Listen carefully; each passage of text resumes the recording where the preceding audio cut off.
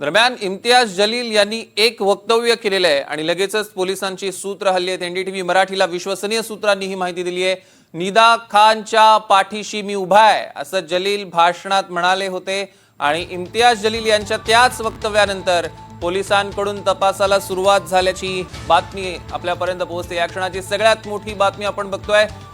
इम्तियाज जलील यांचं एक वक्तव्य त्या सभेतलं आणि लगेचच पोलिसांची सूत्र हल्ली। पोलिसांनी लगेचच सगळ्याचे कनेक्शन्स लावायला सुरुवात केली आणि ते निदा खान पर्यंत पोहोचले तशी माहिती विश्वसनीय सूत्रांकडून आपल्यापर्यंत पोहोचते।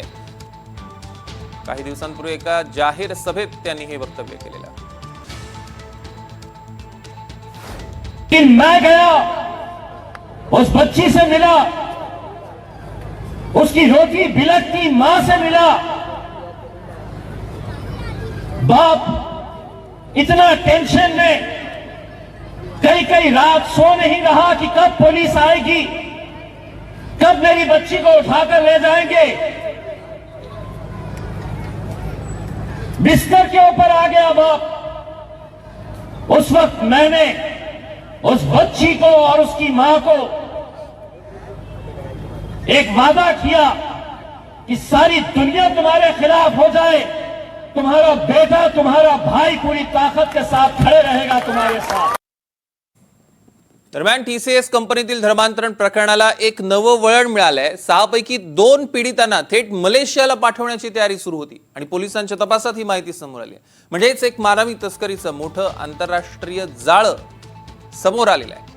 पोलिसांनी जप्त केलेल्या मोबाईल मधला डेटा आणि चॅट्सवरनं हे स्पष्ट झालेलं आहे। आता यामागे कोणतं आंतरराष्ट्रीय रॅकेट आहे याचा पोलिसांचा तपास सुरू झालेला आहे। टीसीएस कंपनीतील धर्मांतरण प्रकरणाला एक नवं वळण मिळालेलं आहे। पोलिसांनी जो मोबाईल जप्त केला त्यातल्या डेटा आणि चॅटवरनं आता अनेक गोष्टी समोर येतात, अनेक मोठमोठे खुलासे होत आहेत। शिवसेना आमदार आणि मंत्री संजय शिरसाट यांनी मुख्यमंत्री देवेंद्र फडणवीसांना एक पत्र लिहिलंय। निदा खान प्रकरणी एसआयटी चौकशी करावी, राजकीय हस्तक्षेप आणि एमआयएमच्या नगरसेवक तसंच इम्तियाज जलील यांची सुद्धा निष्पक्ष चौकशी करावी अशी मागणी त्यांनी केलेली आहे। संजय शिरसाट यांचं मुख्यमंत्री देवेंद्र फडणवीसांना एक अत्यंत महत्त्वाचं पत्र। निदा खान प्रकरणी एसआयटी चौकशी करावी या मागणीसाठी हे पत्र आणि सोबतच या प्रकरणात राजकीय हस्तक्षेप होतोय। एमआयएमचा जो नगरसेवक आहे मतीन पटेल आणि इम्तियाज जलील यांची सुद्धा निष्पक्ष चौकशी झाली पाहिजे अशी मागणी आता शिरसाटांनी केलेली आहे। आपण बघितलं काल मतीन पटेल यांचं नाव समोर येण्यापूर्वीच संजय शिरसाटांनी गंभीर आरोप केलेले होते।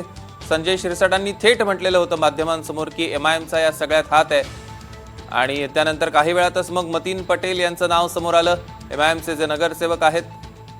आणि त्यामुळे ह्या सगळ्या प्रकरणानंतर एमआयएम कनेक्शन जोडल्यानंतर आता एक पत्र संजय शिरसाट यांनी फडणवीसांना लिहिलेलं आहे।